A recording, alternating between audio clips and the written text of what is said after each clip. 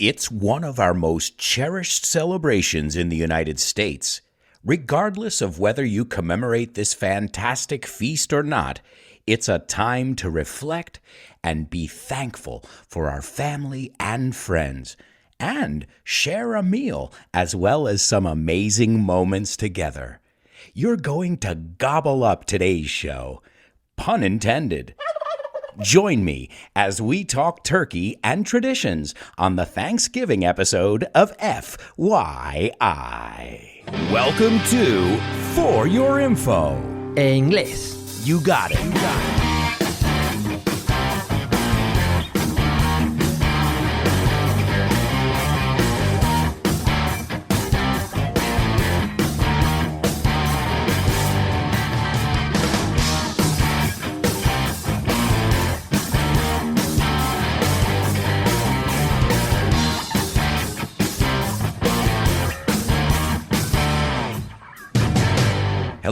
Hello, everybody, and welcome. This is our Thanksgiving episode.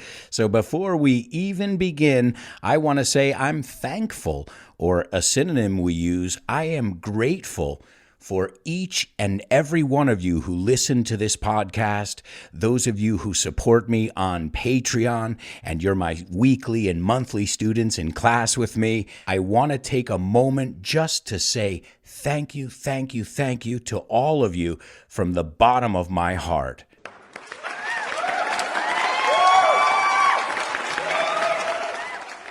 I'm a lucky guy. I have the best students, the best listeners in the whole wide world, and I mean that. I'm being totally sincere when I say that. So thank you.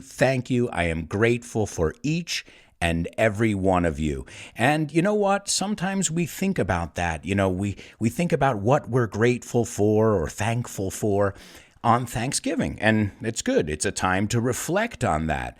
But some say, and I agree, I wholly agree, as we say, that we should be thankful and grateful every day, and not just for our house and our belongings or our possessions, but be thankful for the people that we come across in our lives, the different people that cross our paths, the people, like I just said, that we are thankful for, such as you, my amigos. So let's begin with the intro, where we always do, and let's learn some vocabulary from our introduction. I said it's one of our most cherished celebrations. Something we cherish is something we love, something we hold in high esteem. It reminds me of a Madonna song. Cherish the love of ever leaving here in my heart. I challenge you guys. In fact, I challenge each and every one of you to find a podcast where I don't sing. One episode. There's your challenge. I'm pretty sure, I'm not 100% sure, but I'm pretty sure I sing in every episode. Well, hey, if it helps you remember the vocabulary, job done. So it is a very cherished celebration in the United States. The only thing I can think of that's bigger than Thanksgiving would be maybe Christmas. But Thanksgiving is a close second. It's when we start our holiday season. In the United States, you don't put up Christmas decorations until after Thanksgiving. You can put it up the day after, but not the day before. It's a taboo, a faux pas, as we say. The reason I say that is because a lot of times in Spain, I see people with Christmas decorations in early November. And the rule, the unwritten rule, or maybe it is written somewhere, you cannot start decorating for Christmas until after Thanksgiving. So we could say that it's the official kickoff of the holiday season, which for me, it's great. It reminds me of when my birthday is. My birthday is around this time too, and then before you know it, Christmas is right around the corner. Then I said, regardless of whether you commemorate, I wanted to use a different word instead of celebrate, just to give you some variety. And regardless of whether is independientemente, sí, right? you commemorate or you celebrate this fantastic feast. There I go with my double alliteration again. There's another challenge. I challenge you to find an episode where I don't use double alliteration. So a fantastic feast. It's a word that I think is very similar in Spanish. Festín, I think you say. Then I said it's time to reflect. We just talked about that. It's not the only day of the year we should reflect. We should always reflect and think about what we have to be thankful for. And that brings us to what I mentioned next, our family and our friends. Now, notice, I didn't say our family. A lot of times in the United States, we say our, like como A-R-E. Our family and our friends, and share a meal. Compartir is obviously to share, and a meal is una comida. And we're not just sharing a meal. No, no, no, no. We're also sharing some amazing moments together. We are making memories, haciendo recuerdos. And I think that's one of the greatest things of any holiday, spending time with your family and friends and your loved ones, your seres queridos. Then I said, you're going to gobble up today's show. Pun intended. To gobble up. Did you guys get my pun? Did you get my play on words? A pun es un juego de palabras, a play on words or a pun. Well, if you didn't get it, I'll explain it. Gobble is engullir, comer deprisa, no, devorar. And I hope you do gobble up today's episode. But also, gobble, gobble, gobble. Does that sound familiar? That sound effect we heard before. Yeah, well, that's the sound a turkey makes. Gobble, gobble, gobble. It says here on word reference, graznar, o en España, gluglutear. Oh, there's an easy one. We say in English gobble, and it's onomatopoeic, because if you think about it, gobble, gobble, gobble, as we heard it earlier. And, well, then I wrapped it up saying, join me as we talk turkey. Have you heard this expression? No, I'm not saying to speak Turkish, the language, turco. I'm saying to talk turkey. And to talk turkey means to speak very clearly, to not mince your words. Let's look it up. To talk turkey, I think it's hablar alto y claro, o simple y llanamente, it says. So to speak frankly and practically. Let's talk turkey. Somebody saying, let's talk about what's important. Let's have a practical conversation. And I don't want to have a very serious conversation, but I wanted to teach you that expression, let's talk turkey. And of course, we're going to talk about traditions. It's so much more than just turkey. Y no hablo del país, otra vez. Turquía is Turkey. The nationality is Turkish. And, well, the food is obviously spelled the same as the country. Turkey. Pavo. You say pavo. I just pronounced that very giddy. Pavo. And hablando de pavos, when you say dinero, 20 pavos, we don't say 20 turkeys, we say $20, que es piel de ciervo. Bueno, es ciervo, pero porque intercambiábamos, we used to trade those instead of what you guys traded. And what did you trade? Turkeys. That's why you say pavos and we say bucks. Ah, see? I love learning too. So I hope you gobble up today's show. And, well, speaking of that gobble, I've got to confess, it's half true. Turkeys, they gobble. They go gobble, gobble, gobble, but only male turkeys. Female turkeys do not make that sound. They cackle. That's the sound they make. They cackle. And it's interesting because that's the same sound we use when we talk about a witch. That is to cackle, or we can also use the noun to cackle, the verb to cackle, or the noun a cackle. Remember, in English, that's great. A lot of words are both nouns and verbs. So there's a good trivia question. Do turkeys say gobble, gobble? And people say, yeah, of course. I mean, we were taught that since preschool, since kindergarten. No, just half of them. Male turkeys. Female turkeys do not.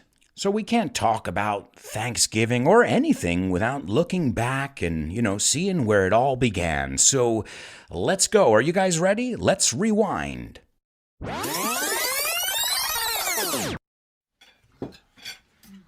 The first Thanksgiving was celebrated in the year 1620.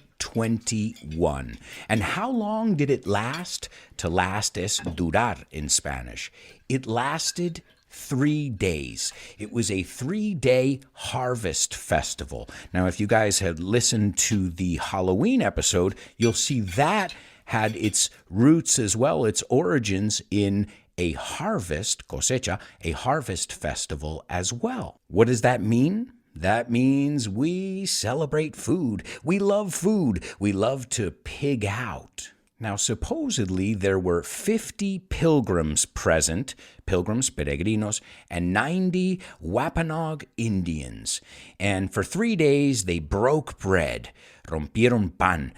They broke more than just bread. They ate tons of food. And, they said there were only 5 women present in attendance, también se puede decir, which, that's not good, but there are a lot of things that we're going to look at. In fact, later on in the show, we're going to talk about some controversies. Yeah, Thanksgiving, just like many other holidays, is marred in controversy too. In fact, just the idea that the fact I just gave you that 1621 was the first Thanksgiving and it was celebrated in Plymouth, well, that's disputed. That itself is disputed. These people in Virginia, settlers, said that they were celebrating it years before in 1619. So even those beginnings are a bit hazy. Hazy means unclear. Even the place was disputed. In 1962, a senator from Virginia disputed JFK's assertion, JFK is John F. Kennedy, his assertion that Plymouth was the original site of the first Thanksgiving. So we can't even agree on where it is, when it was, or any of the bare bones. The bare bones is lo esencial. So you know what? This is what I say. When it gets a little bit hazy or blurry, as I said before, well, what is Thanksgiving to you? And now that we're on the subject of presidents, we couldn't talk about Thanksgiving without talking about Honest Abe. Did you know that? Abraham Lincoln has a nickname, and it's Honest Abe. And he proclaimed Thanksgiving a bank holiday or a national holiday on October 3rd, 1863. So think about that. 1621 or 1619 was the first one. It depends on who you believe. But either way, it wasn't made an official holiday until 1863. I'm not good at math, but that's a long time later. And supposedly, a woman named Sarah Josepha Hale, she wrote, the woman who wrote the famous kids song, Mary had a little lamb, little lamb, little lamb. Mary had a little lamb whose fleece was white as snow. Good vocabulary in there. Fleece. I don't even know how to say that in Spanish. Remember, guys, if you want access to all the vocabulary in each episode, you can get that by becoming a patron. If you want more information, you can go over to my page. It's patreon.com/Alberto Alonso. And I've got to say, this show would not be possible without my very generous patrons who join me every week and, join us for the bonus content. They join us in the PDFs with all the vocabulary and worksheets. And if you're on the higher levels, you can join me for a weekly or a monthly class. So if you want more information, go over to patreon.com/Alberto Alonso. And while we're at it, I'll take a moment just to thank my super duper students, Roberto, Jose Maria, Carolina, Eva, Mila, Desiree, Alex, Patricio, Edgar, Loles, and my interstellar students, Carmen, Pilar, and Diana. Thank you so much to all my patrons. I'm sorry I can't name you all.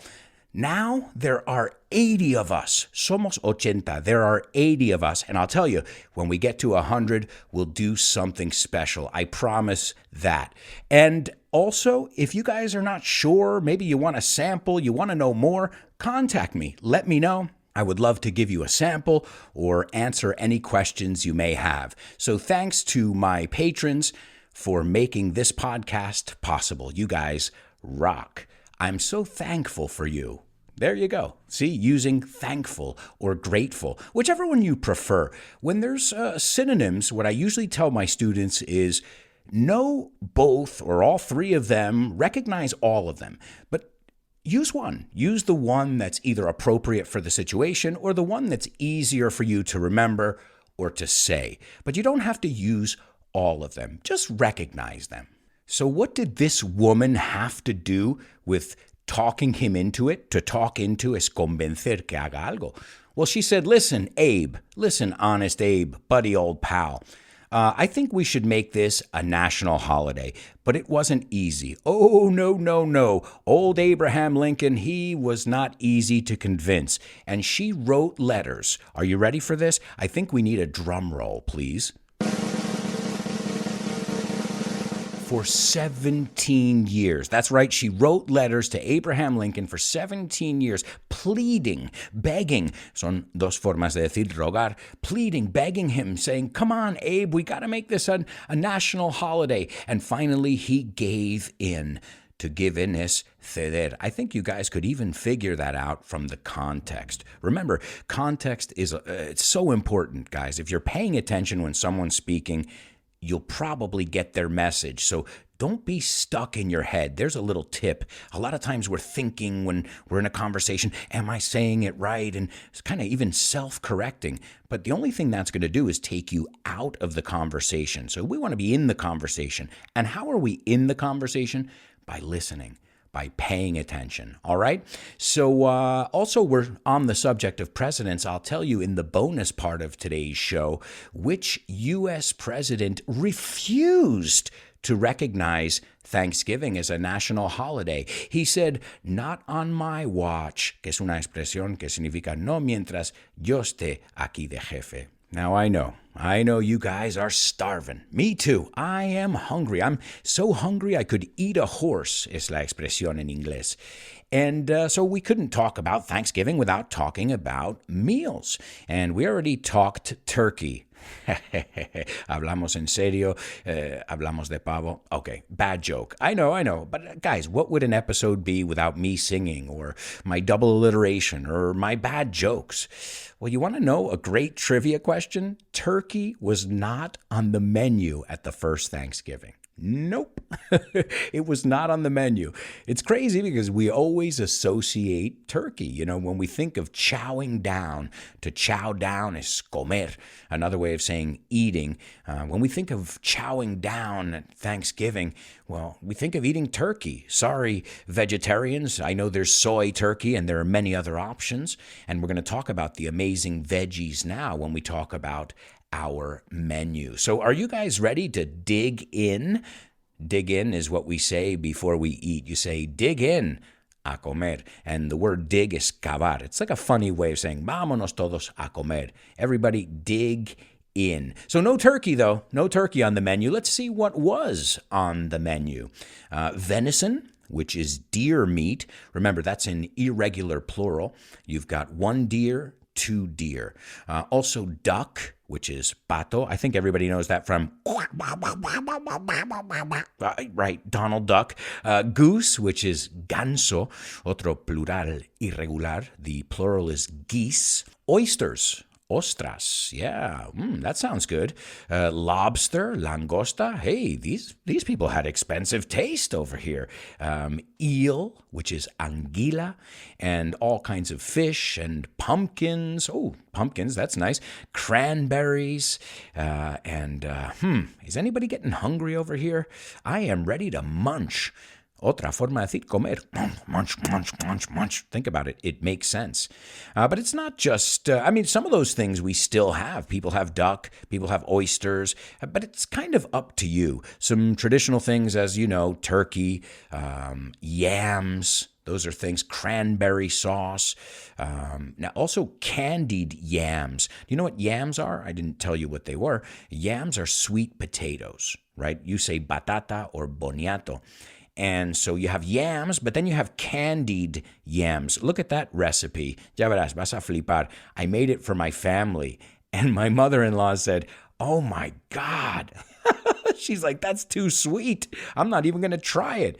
And well, the kids loved it. So candied yams is sweet potatoes, yams, and then you put a layer, una capa, of marshmallows, de nubes, and then you put it in the oven and you melt it. And you guys want a crowd pleaser? Well, unless you got healthy people at the table, anti-sugar people, let's say, you can make candied yams. If you need the recipe, let me know. You can also always find simple recipes on Google. So there's a good thing. Why don't you guys celebrate Thanksgiving this year? I know we can't get together with a lot of people, but hey, why not get together with a small group of family members and celebrate this holiday and tell them, hey, I'm thankful for you. But you know what? Now that we're talking about menus, I thought about it. My family is Italian American. So on our menu, we had lasagna. We had some members of the family who married into the family who were Jewish. So we had a very traditional Jewish matzo ball soup.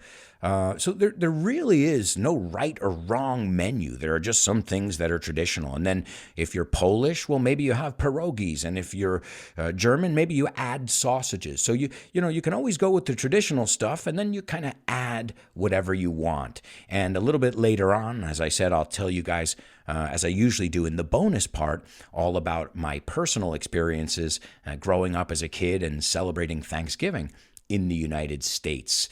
And another interesting trivia fact about the first Thanksgiving, supposedly it was eaten with spoons, spoon es cuchara, and knives.